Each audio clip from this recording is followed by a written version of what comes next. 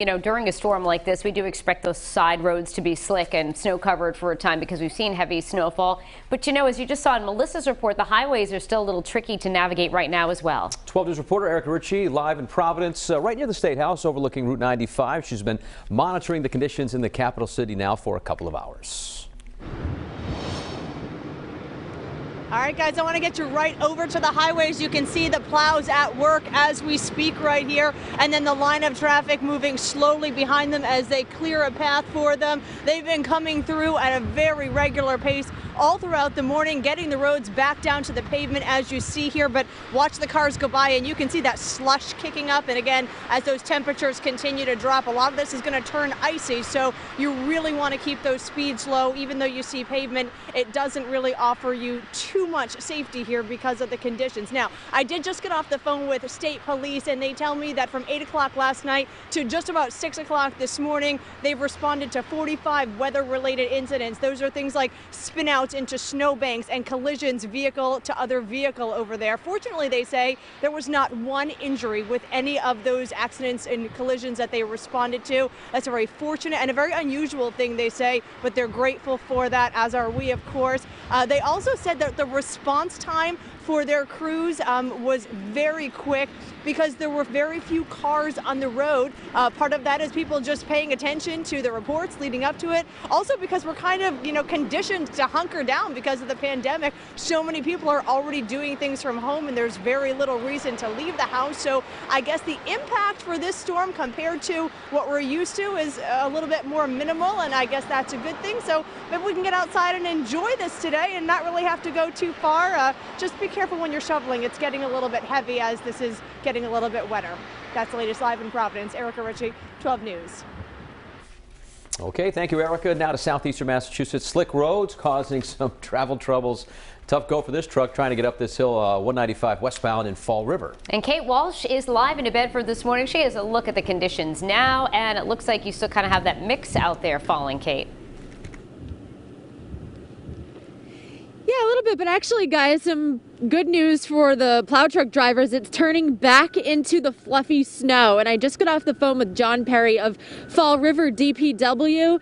He said that over in Fall River, which isn't too far from where we are in New Bedford, they are experiencing that fluffy snow. And just after that, I experienced it here too. And he said that they haven't had any problems in Fall River clearing the roads. And right now they're working on the plowing efforts versus treating the roads with sand and salt, because he said as soon as the plow goes through, it just picks up all the salt that they had laid down. So they're focusing on getting to the pavement, which he said is much easier when it's the fluffy snow versus that mix of rain and sleet, making everything wet and heavy, which we were seeing for a long time this morning here in New Bedford. Now, last night, Mayor John Mitchell of New Bedford said they were preparing for any scenario as they were expecting conditions to switch on and off throughout the day today. And he also had a reminder for people that there's a parking ban in effect. It started at 5 o'clock this morning.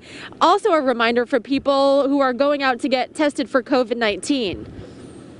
When they go to those sites, bundle up. I mean, it's kind of stating the obvious, but it is worth remembering that we don't want people waiting out in the cold for an hour to get a COVID test. You'll need to take some precautions. Stay in your car as long as you can.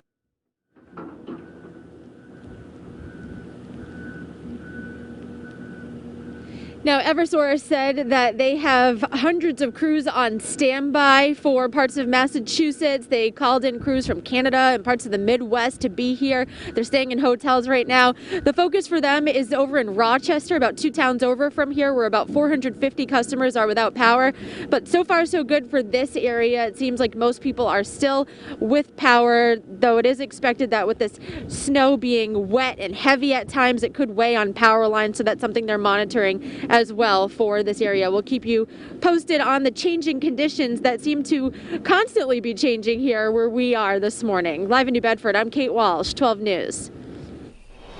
All right, thanks, Kate. Looking ahead, several Rhode Island DMV branches closed today. DMV says the offices in Middletown, South Kingstown, and Woonsocket will be closed. They're planning to open the Cranston headquarters for appointments only, though. However, the DMV encouraging anyone with an appointment to reschedule for another day. And COVID testing has been temporarily suspended. Testing sites in Rhode Island will be closed due to the winter weather today. So if you did have a scheduled test today, you can go get tested once those sites reopen. While many local schools switching to remote learning today, some have decided to have a real snow day. List is short, though. It includes St. Philip's School in Greenville, LaSalle Academy in Providence, and in Cranston, St. Mary's School, and all of New Bedford Public Schools. Many school districts just doing a half day of distance learning, though, so there will be plenty of time to get out there and enjoy the snow.